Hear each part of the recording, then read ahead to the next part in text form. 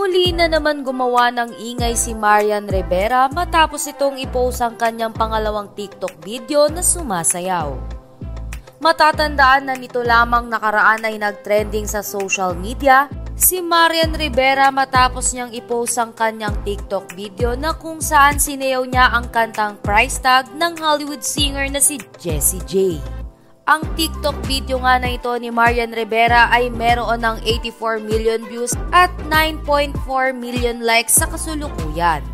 At ngayong araw nga ay muli na namang pinagpiestahan ng mga tao ang latest TikTok dance video ni Marian Rivera kung saan ay sinayaw naman niya ang kantang It's Plenty ni Burna Boy. Meron na nga itong 7.5 million views at almost 2 million likes sa loob lamang ng 3 oras.